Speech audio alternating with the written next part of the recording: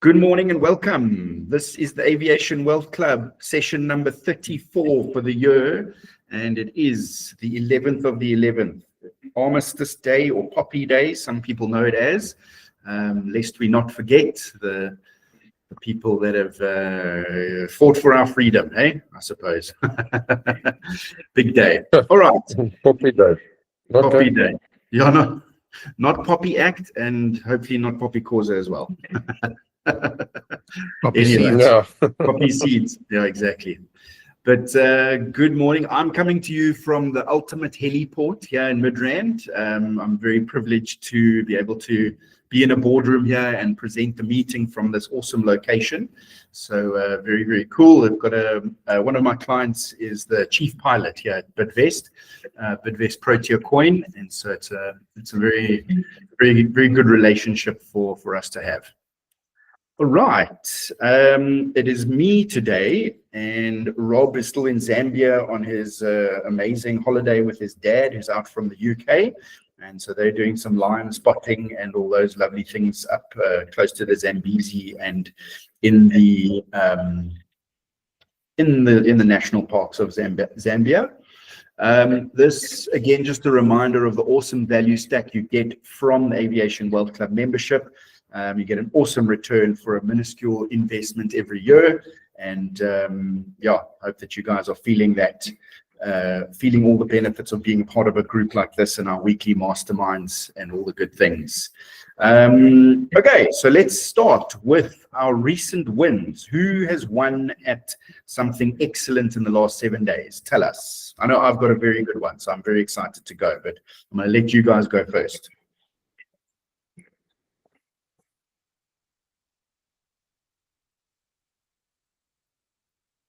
Yeah, I guess the one I can say is I got another aircraft in this Cardinal, but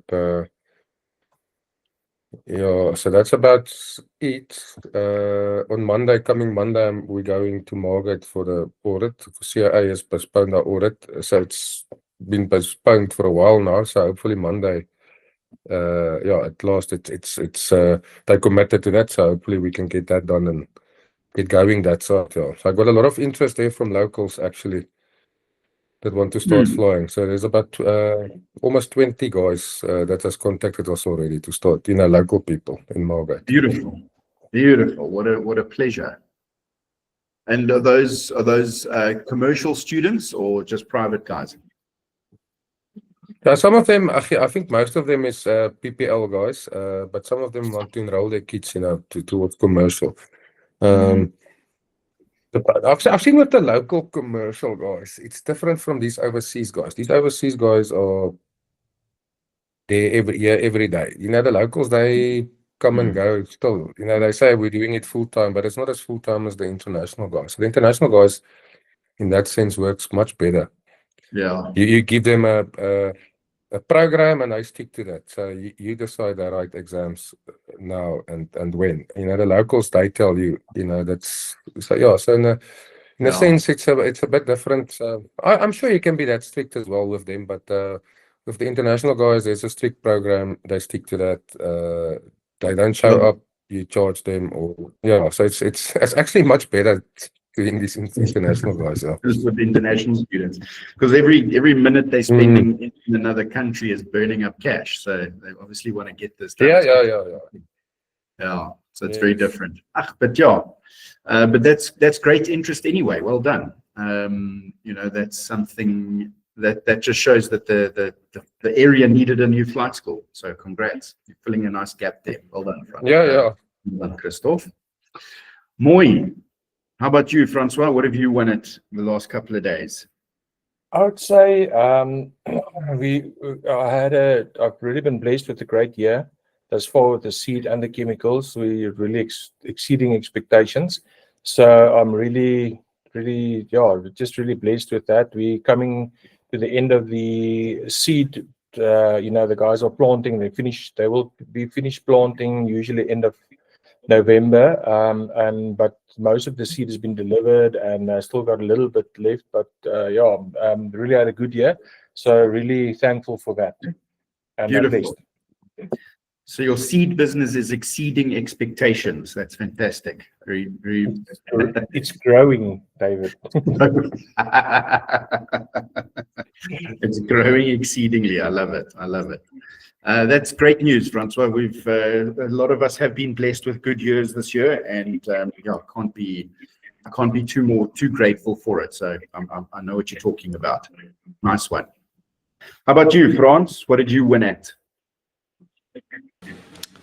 I've got a nice long list. Is it? Yeah. So I think I mean maybe personally the biggest win was so last week. I don't know if you guys followed, but last week we had a big quite a big safety symposium in Cape Town. It was really beautiful. It was at the executive jet hangars. And Dave couldn't make it and get back to some family stuff. So, I mean, I hadn't done any public speaking in quite a while. So thrown into the deep end, thanks, to take over the reins and fill those big shoes at an event like that. But it went exceptionally well. And I think it was managed properly and everything was done that needed to be done. The team pulled in together like you won't believe. And I managed to pull it off quite well with the speaking and the emceeing and doing my new keynote speech, a new one for the first time. And the feedback has been exceptionally good. So yeah, maybe I feel like it's something I definitely don't need to shy away from. You know, so I think public speaking is always a very big positive feather to have in your cap or tool to use. Yeah, maybe a couple more practices and I'll be able to do it like, you know, the pros. That's a very big win for me. Beautiful. Frans, absolutely amazing. So that actually leads me to my win as well. And my win is firstly that I was able to organize most of an event, and even in the face of an emergency and having to ditch and to go and take care of family stuff. That's the other win. The other win is my family, which is actually my mom that's a bit ill, has actually stabilized. So that's a good win. But the win that was sort of what I'm taking away from this is that I do have support. I do have excellent talent and people that support us and our vision. And that's in the form of Frans and Adele and Robin and Theo down in Cape Town. That's part of the Pilot Insure team. So I just wanted to share that win and to make sure that everybody knows that nothing is done in isolation, and nothing is you can't survive on your own. You're the product of the best people around you, and I'm blessed to be able to call myself surrounded by some winners. So thank you, Frans, for stepping in. I really appreciate it. No, anytime. It was fun. Yeah. And the win is that we got amazing feedback. Everybody, like a bunch of the sponsors, a bunch of the speakers, all came back to me just saying what a good time they had and what a great event it was. So yeah, for the first one ever, the Cape Town Safety Symposium is now going to be called the Cape Town Success Symposium. So and I mentioned it in the introduction of the event. Yeah. But the turnout was the same or better than what we get up country. Yeah. It's very abnormal for any event, not just an aviation event. Yeah. You know, normally you'd get a half or less than half of the people at a Cape Town event that you would do in a Open Pretoria event. Yeah. So anyway, I think for that, it's also a massive positive for us is that we actually can pull the people. And like you said, for the first one, where no one really knows what it's about. Mm. You know, to get Francois and Crystal, you guys an idea. The day before, I had to send out an email like telling people to stop registering, and if they're not 100% sure that they're going to make it, please deregister. You know, it was like that. It was like it was over. That's good. Yeah. And I haven't experienced that kind of problem, even up in Joburg, Pretoria. Mm. So, well, I think there was a fantastic first one, and I know, Dave, we're still going to talk about it a lot, but I know from this one, definitely, I've spoken to two of the sponsors that we had there, and one of them is actually interested in coming in like much bigger, you know, throw much more money at it. And as you guys know, we don't make a cent off of, in fact, all these events cost us a lot of money. So it would be nice if we can organize these kind of events and make them bigger, and maybe even one day walk out of them, you know, maybe break even or something. That would be a dream come true. But yeah, so I think that this Cape Town one might have been that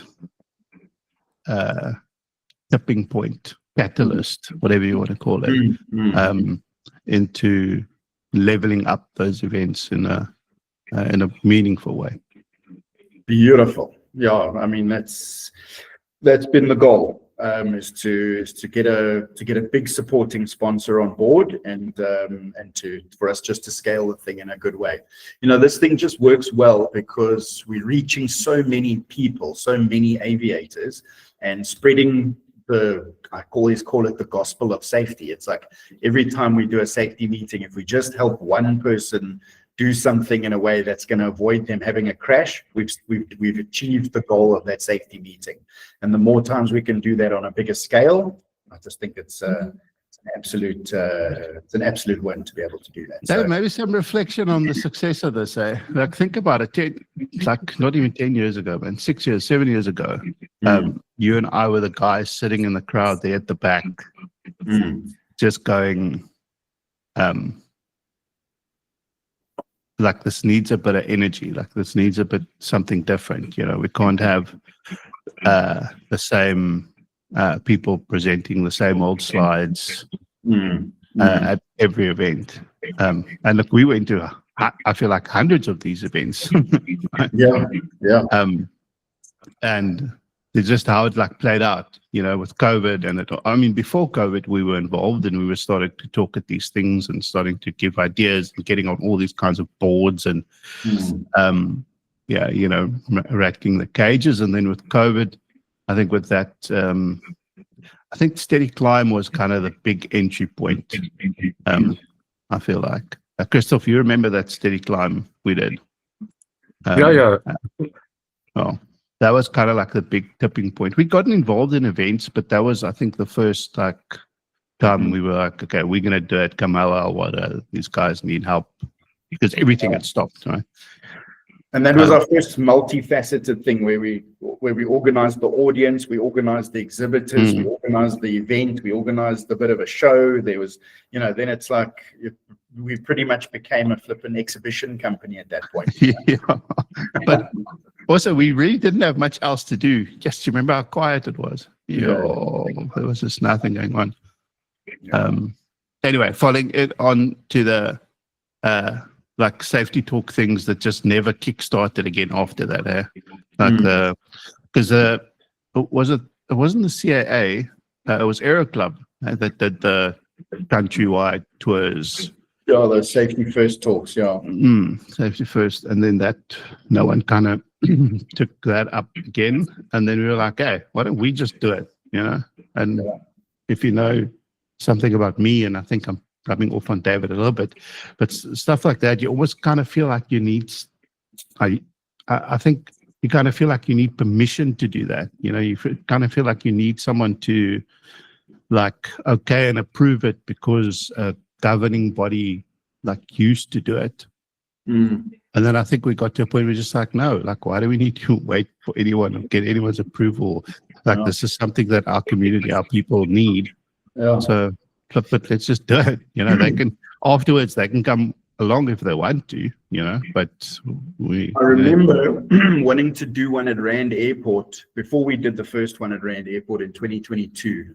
And I remember I thought I had to go to the airport management and ask them if I could invite everyone to a meeting at the restaurant that's there. And they were like, no, you can't do that. And I was like, oh, okay. So you guys are not going to be involved in this. And then it took me a while and I was like, okay, but I'm just going to do it anyway. And I went and I just invited everyone myself and booked a big function venue at Rand Airport, and dang, it was done at the Harvard Cafe. Yeah. Like, where's the airport management? Nowhere to be seen. So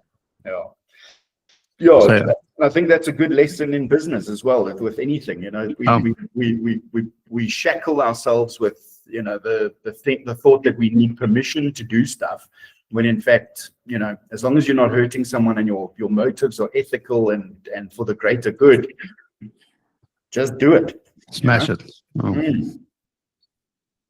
Lovely. All right. So well done everyone on your wins. That was fantastic. Big update, just so you know, I just want to mention it again. The Cape Town Safety Symposium was an absolute roaring success, an absolute home run, as JJ predicted it would be. So well done again. And then JJ also had his Youth Aviation Network Flying Day that was part of a Tedder Field fly-in on Saturday morning, and he'll be here next week to give us some good feedback on how that went. The Youth Aviation Network being the initiative that JJ started, where he wants to expose young minds interested in aviation to aviation. And he wants to do that in a way where, you know, it's not just like, hey, go to book it in at flight school and get your license and come along. It's like, come and actually immerse yourself in the aviation culture. Come and, you know, become a hangar rat and sweep the floors and wash the airplanes and move them around, and, you know, actually really get yourself close to airplanes and to the aviation thing that you want to be part of, you know. And so it ranges from underprivileged kids to other kids that just want to get involved. You know, it's not just kids with money or kids with no money, it's everybody. So it's any youth that want to come along and be a part of it. And as far as I understand, he organized 10 kids and 10 aircraft and 10 pilots to take these 10 kids on their first flying experience. So I'm very excited to hear how that went. Looking forward to it, JJ. Then our safety symposium, for the final safety symposium for the year, the Wonderboom Safety Symposium, is happening on, that's not Thursday, it's Tuesday, the 2nd of December, 2025. So it's in just under 3 weeks away.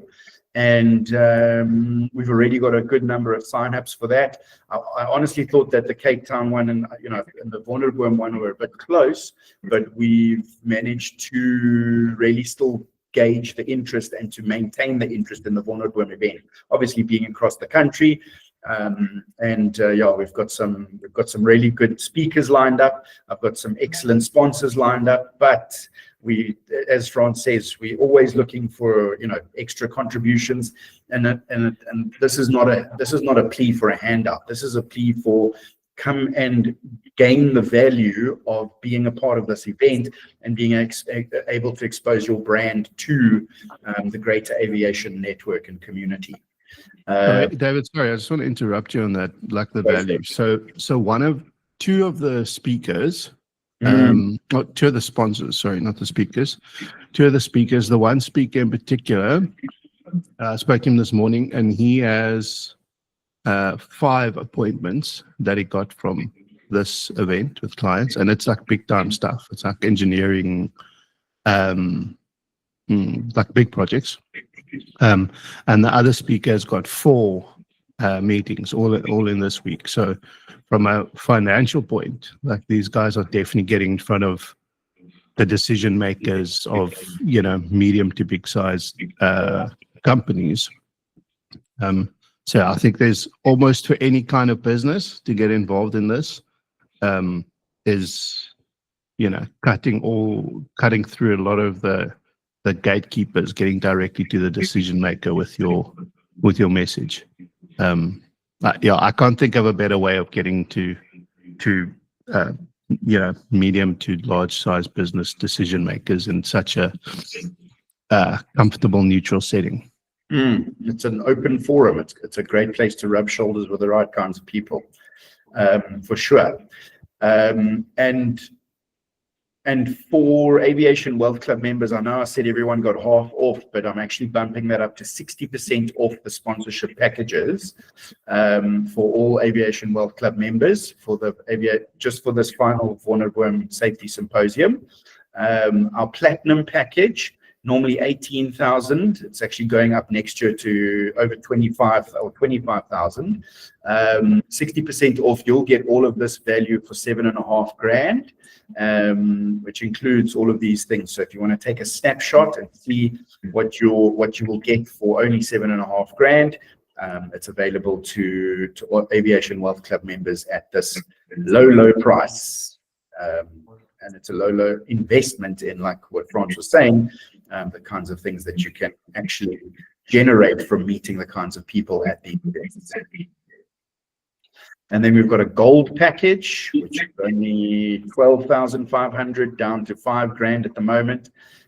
Gets you still a great package, not obviously as much as the platinum one will. And then we've got the silver package, which is from $7,500 to $3,000 or 2,999, and gets you still great access, still great opportunity to come and network and be part of the people and to be an authority amongst the big people, or the big amount of people that we have there. Okay, so tell us very quickly, Christoph, why did you show up today? Yeah, and I just to speak to like-minded guys, and learn from the discussions, the topics that we address here. So there's a lot of interesting topics before, and it makes you think. It gets your mind going and look at things different. Yeah. Beautiful. I love it. And in that vein, we're going to be talking about 10 principles today that will make you more money. Okay. And these are a couple of principles. I've got 5 here so far. So we're going to do 10 in total, but I'm sure we're only going to have time for 5. If we have more time, I'll pop the other 5 in, don't worry. But I want us to look at these principles today.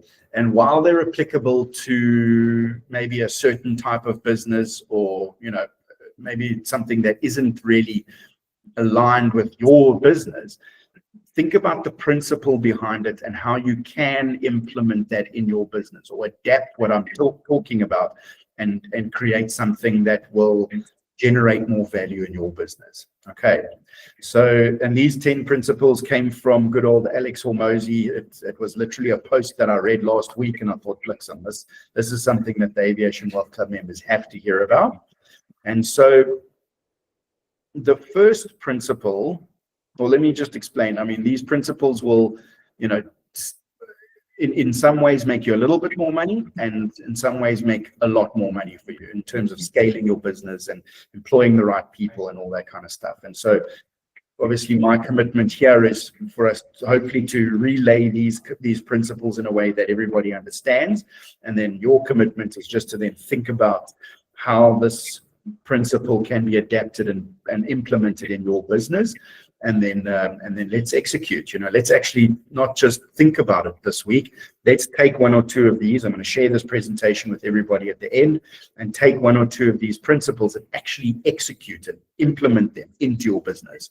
So I'd really like for us to do that. Okay. So the first one is turn 7s into 9s. Okay. What does he mean by that? We say people buy $99 and $97 at the same rate. It's not like, because it's $97 or $99 that it's going to make a difference in your purchasing decision, okay, or rand. Also 99, 999 and 997. There's no difference in the decision-making process to buy that thing. Okay. So you may as well just change your 7s into 9s and make more money for doing the same work.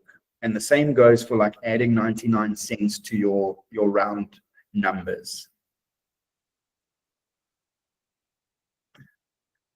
My question is, how do you guys think, first of all, do you believe it? And second of all, how can it work in a business like yours?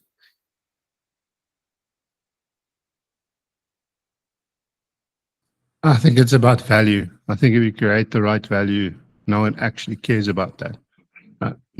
I think those numbers, the intricacies of like 99, like the whole idea came in like the 50s or 60s, I think, like when this whole marketing thing started or branding thing started. And it was the idea that like the psychological barrier of 100 versus 99 would be that people would buy the 99 before the 100 because the psychological barrier. But I think now we still do it, but we do it at bigger numbers.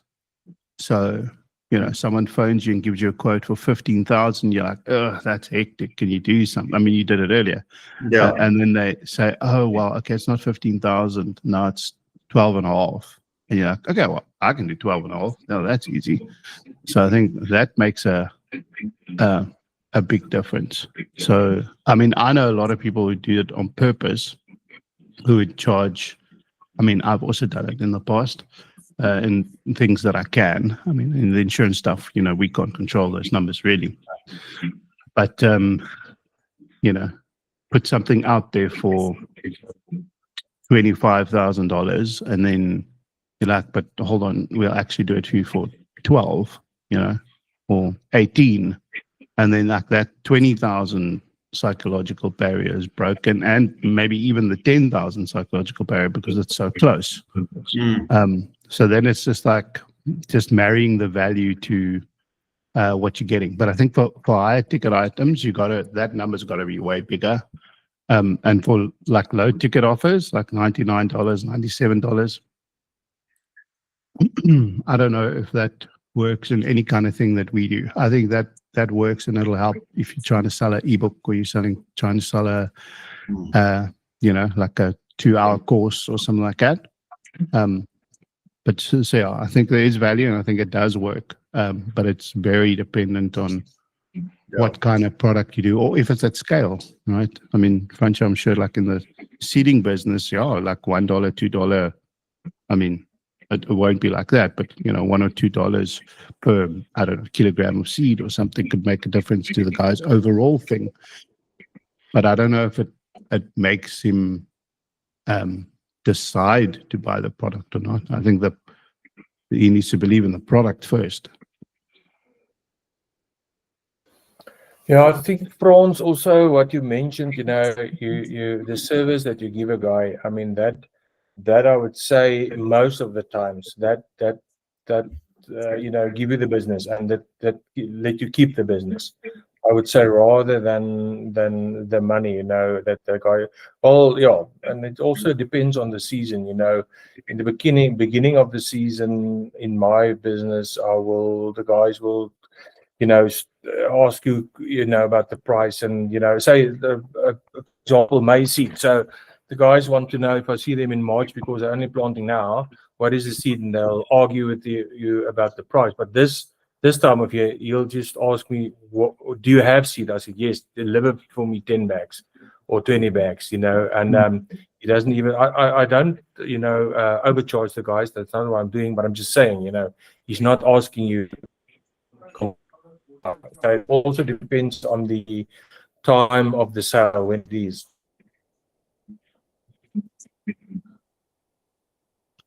I agree 100%. At this point of the game, he's not arguing about 1 or 2 rand here on the kilo price. He just needs a seed now. So for sure, And Definitely don't, and on the- you know, change your 7 into a 9 at that time. Completely ethical, and you're fulfilling a service and you're helping the guy. Go for it. no, and on the pricing thing, and sorry, I don't know what your other 10 principles are, so we might be jumping the gun. Mm. But on the pricing thing, most of us and most of our clients, depends on what market you work in, but I'm guessing most of us work in the mid to high market income markets, and the business to business stuff also, like with some of the biggest businesses. Most of us have learned our lessons of that all buy cheap, buy twice thing. Mm. Like most of us has paid all our Work is school deep fees. work. Yeah. So I don't know if always chasing the discount is actually a good thing for us to do anymore. I almost say, like, create the value, and if you must, just give a reason for why you're more expensive, right? Like almost like purposefully make yourself more expensive so that the perceived value in your service, maybe perceived value or real value, or maybe that the value is actually recognized. I mean, so the food stuff, I mean, my wife only buys the fruit and veg and stuff at Woolworths, which is, double the price of fruit and veg. But we know that this fruit we're buying, we can pack in for the girls all week. If we buy fruit and veg or somewhere else, odds are, by Wednesday we need to go to the shop again because half of them are fraud. Mm. It's an interesting one, and I think it's very like industry dependent, and especially like with franchise, if it's seasonal dependency in it, I think you can almost have like 2 different strategies for depending on where you are in the season. Yeah. For me, the key word here is same work. You're doing the same work, which is adding the value, So it almost doesn't matter what the price is of anything. You're doing the good work. You're creating the work. Like what Francois was talking about is, he's laying the foundation from March. He's building that relationship. He's like explaining, making sure that people know that he exists, what's available, etc., etc. But so when the guy comes to you and buys now in this urgent time, it's not just because you made the sale now. You started this sale in March, 6 months ago, 7 months ago. And so you're doing the same work over this time. You're generating the value, making yourself, building something that's available. So charge what it's worth. Don't shortchange yourself. And I think that goes for us in the insurance business as well. We don't have control over the pricing of the things, but we know what it's worth. We know what our expertise are. We know what the policy is supposed to do and who the right providers are, and therefore we're not gonna, what I mean? Ours is very much dependent on, how much cover do you need? Okay, there it is. That's how much it costs. Finish and claw. But yeah, I think the key word for me was the same amount of work. Francois, Christoph, your thoughts on this? Yeah, I think it's true. I did some a while ago on the Takealot stuff, some marketing research, and these things are, that numbers. I can't remember the exact, but I've read it before. It's some psychological effect these numbers have got on people. It's tricks that you play, and that's why 95 cents does not really work. So even if I see the kids, if they read something is R6.99, it's basically R7, but they will always tell you it's R6.99, and they will argue with you if you say it's R7. But so there's a lot of these smart things that I think that these principles that's quite effective. It's the mind, how you convince people. It's funny the techniques that you can use to, how you convince people that what they're doing is now, that buying a bargain. And it might not necessarily be, but it's the way you make them feel about it. Yeah. Absolutely. Okay, Moy. So I think, don't shortchange yourself is the one thing I picked up. Definitely, if you've got a business that's at scale, this kind of thing can make a huge amount of difference. One thing that actually might also kind of popped out for me is also this can also be an upsell. I think upsell is definitely a different principle all on its own. But turn your 7 into a 9. Generate an extra $2 or an extra $30 or an extra $50 per customer per month. And an example of this was when we were at Airborne, when I was in my previous life at Airborne Insurance, we added on value-added products. And it was basically being able to sell an aircraft owner an additional sort of heli vac membership. I think it was for $150 a month at the time, and our commission was 30 Rand on it. And it was like, cool, I can do that for 1,000 of our clients, and I've got an extra 30 grand a month in income. So, and it's an easy one tick box thing to do. And you just add it on to the end of your product. It makes sense. It adds value to the client. And bang, we're getting a significant chunk more income every month. 30 grand a month doesn't sound like too much money. I can tell you it was worth a lot more back then, 15 years ago. But 30 grand a month is an extra person in the office. That's someone else that takes another 20 hours of your work that you're doing away from you every week. And you've got 20 hours to then go and create that 30 and create millions of rands out of that 30 grand a month. So just a bit of a tangent, but an opportunity to think about it in a different way. All right, I'm going to move on to the next one. The next one is solve for compounding. So as soon as you learn how to market and sell, okay, which some of us in this room, actually all of us in this room are very good at it, okay? And you can become a millionaire, like from scratch. Any one of us, and Christoph, you've actually had to do it, like start from scratch again. And I'm sure some of us have some setbacks and all that kind of stuff, but the fact that you can market and you can sell means that you can make money. That's what this is saying. You can make a lot of money. A deca-millionaire. It's a weird word, but I think everybody knows what it means. But to go from sort of 10 million to 100 million and beyond, you need something else. You need something, the X factor. And what you need is to have all of the work that you do, all in terms of the marketing and the selling. It needs to stick. It needs to happen more than once, over and over again. Okay, which is basically what this is saying. And there are 2 ways to make it stick. Firstly, make something that people never stop buying. Okay, or you build a network of people who never stop selling. And I think the first one is, by selling a consumer type product.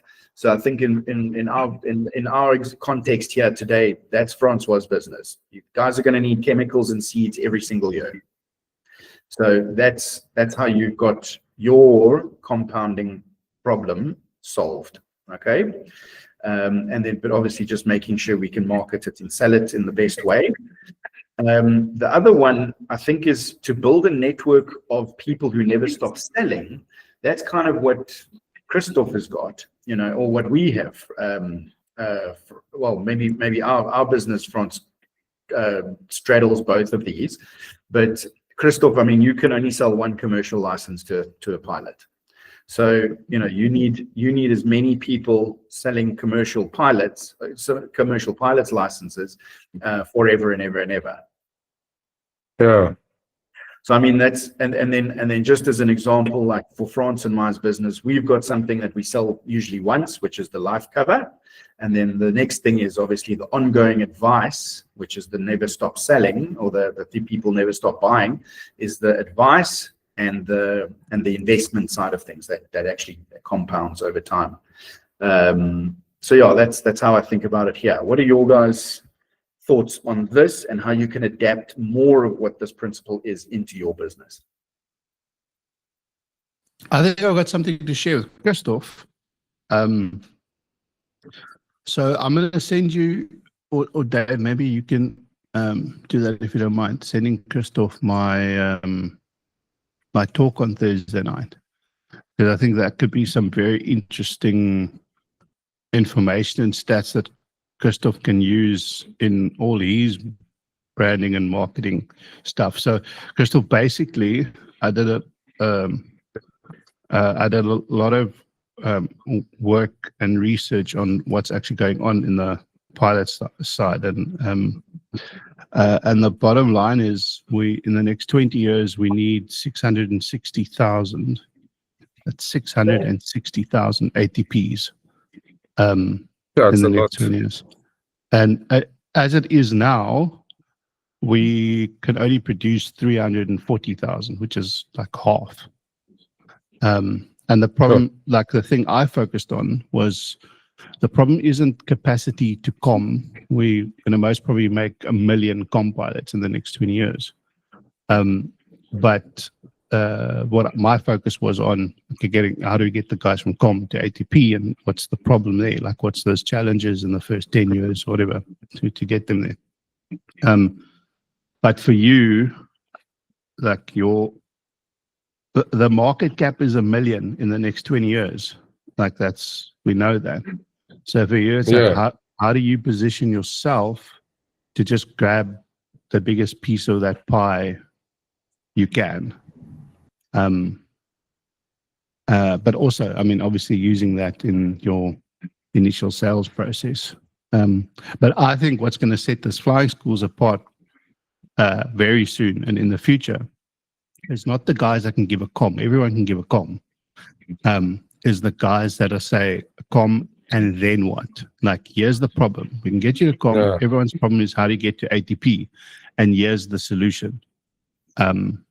Those guys are the guys that are going to have, never have enough aircraft, never have enough instructors, so that the line is so full that you permanently in recruitment for aircraft, and that's your only problem you have. So I wanted to share that with you, Christoph. I think you should spend some time. I think you should spend some time on figuring out that problem. Yeah, we're gonna address that. Yeah. That's the big one, because I know if you can do that, man, I'll buy 10 new 172s for you, because you'll. Okay. Yeah. Yeah, that's a difficult gap, after your com, is for these guys to, and the only solution currently actually is being an instructor, to get to those hours. But yeah, that's not for everybody. And if you've got 100 students at the school, now you've got you cannot have 100 instructors either. That's not. No, it's a tricky one. No, it's like I will be quite interested to look at that, Frans, and then see what solutions there are. But that's big problem solving, eh? Like, if you can solve even a part of that problem. That's it, man. That's it. That's your key. That's your big, like, generational unlock. Yeah, I think the start there is also maybe to look at these integrated courses. I think which for the free. Must, like, that can't be, and like the new I don't know if you're following, like, all the new sims that's coming out. There's some massive improvements in the sim space as well, and like kind of be in the forefront of that, so that the day it's approved where more of the sim hours can be used, you've got 5 sims ready, and you need to build like a hostel for the guys coming to do all the sim training. Yeah, that's more likely your route to, because it's about those hours. How do you get proper hours, towards that? Anyway, there's a nice problem. If I was you, I would forget about everything else and just focus on that. To address that, yes.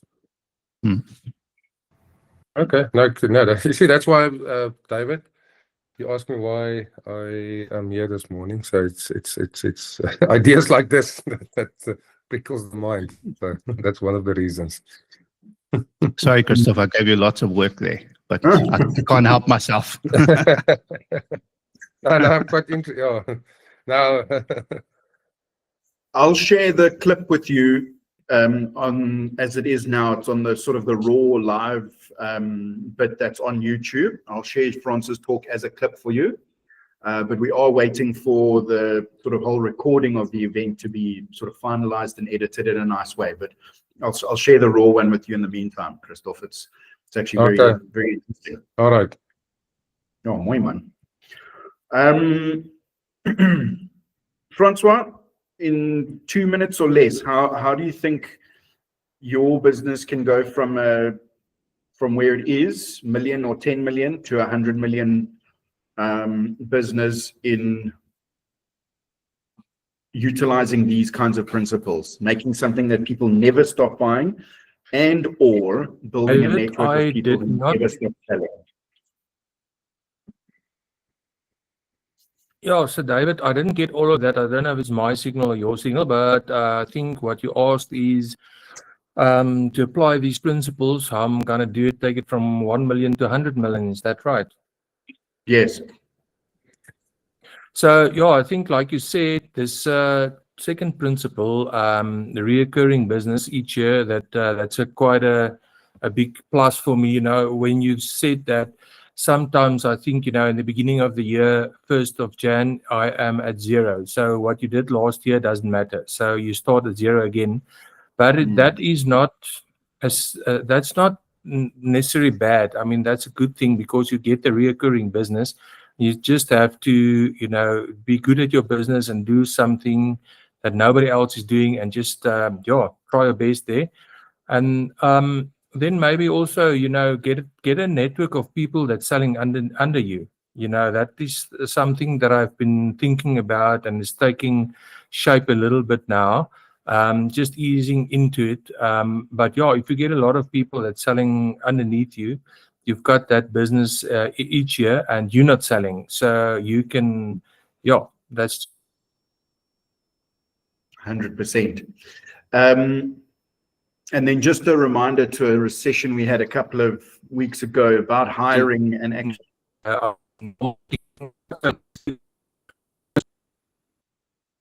Sorry, Francois, I interrupted you. I thought you were done, and obviously it's my signal that interrupted us. Askis. I'm not sure if it's your signal, Dave. I can't hear you.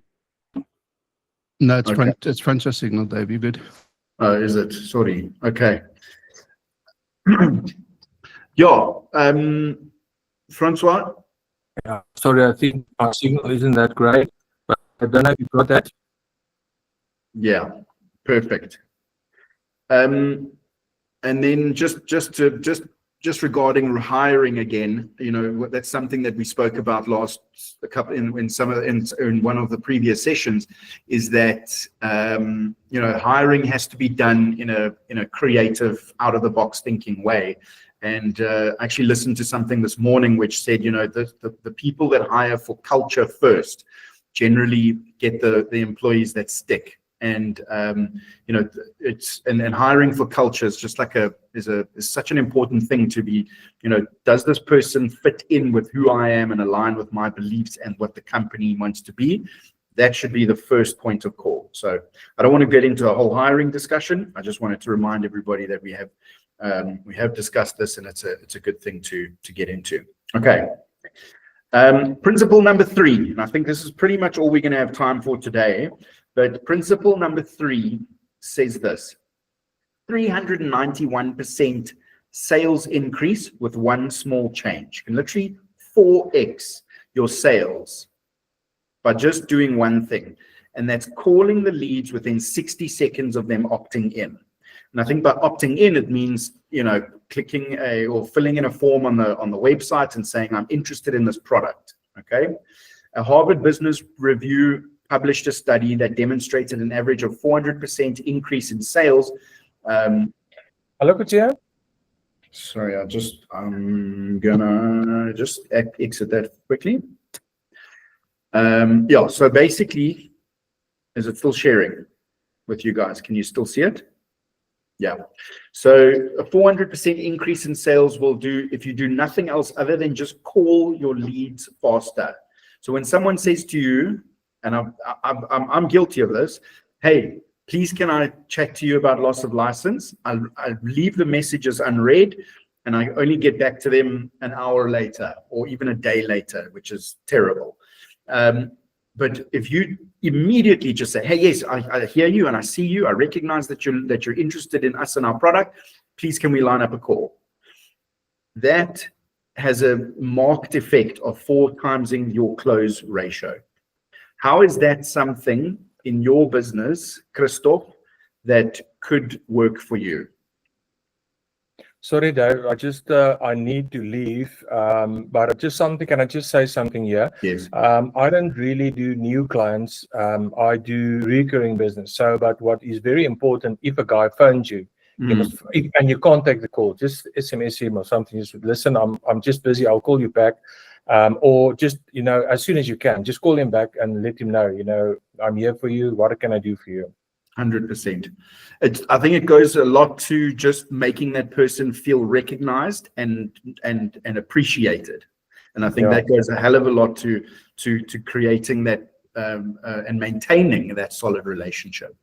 Yeah, definitely. Thanks for the for everything, Dave. Appreciate it. I have to run. I'll talk to you guys again. Cheers, Francois. Enjoy. Go make money. Thanks. Bye-bye. Bye. So you were asking me, David, how can we, increase our sales? So for us, I think it depends a lot on resources. It's part of the marketing strategy. So if we can accommodate currently as it stands with the Indian market now specifically, if you have the resources, the word gets out and we and that we can accommodate these numbers. It's kind of it sounds easy. It's actually straightforward to increase our numbers, but it's not so easy to increase the resources. So that's where we need to, that's the difficult part. So it's dependent on finances and availability of aircraft, instructors, those things. And we know if you've got the numbers, you've got those things, they will just come. You tell them this is a amount of students we can handle, they will come. That's how hot the market is currently on these pilot training. It's like that what Frans was mentioning. A lot of people know this, and they come from everywhere, but it's still a tricky situation still a tricky thing to overcome. Yeah, chicken and egg.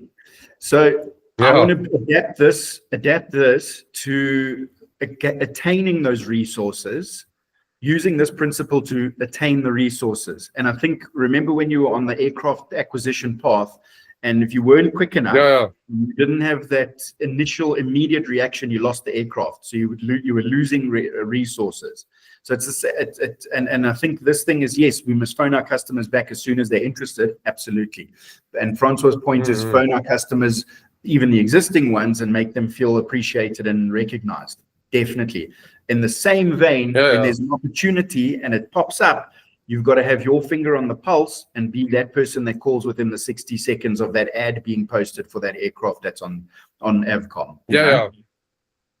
So that's basically what we did, and we acted very serious. So I went to have a look at a lot of these aircraft. I didn't have the cash to buy any of those. But we acted it that way. And we managed to secure a lot of those. So we actually, it worked. It's but like you say, we have to act quick, and I had to give them offer to purchase without even always knowing where the funds will come from, but somehow we managed to secure, so many of those. Holy Spirit, activate. Yeah, man. I love it, Christoph. I think the message here for me, what stands out is like, you may not have all the answers and you may not have all the resources, but act fast. Yeah. I know for a fact that I've got messages from a client and then I'm like, oh, I don't have the answer. And I wait till I've got the answer before I call back. I think it's very, depending on the situation, but, if you can say, listen, I hear your message, I'm just going to get you the answer and I'll call you back in an hour with feedback.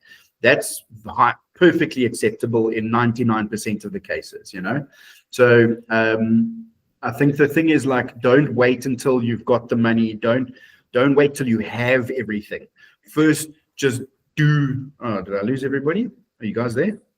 Oh, no. I'm here. Yeah. No, like just be the person and be the solution to and do something about being that solution, and the have will come. I think that's my message. Yeah. That's what I'm drawing from all of this discussion.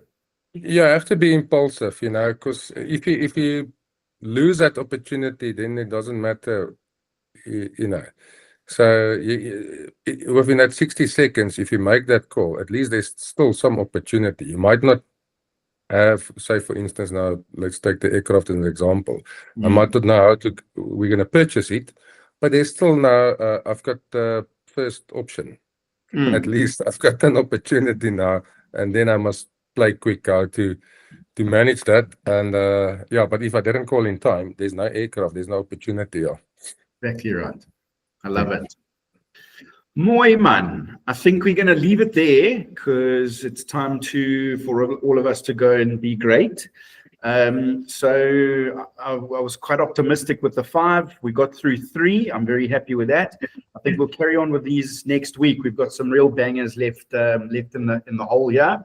So some really good stuff we can continue to grow our businesses with. Okay. Yeah. All right. Mooi so. Christoph, it was fantastic seeing you. We're on a meeting tomorrow night for the President's Trophy Air Race planning, correct? Yeah. Lekker. I look forward to that. All right. Now, cool. All right. All right. Frans, keep well. David, keep well. See you guys. Cheers, Christoph. Yes. Okay. Bye-bye. Bye.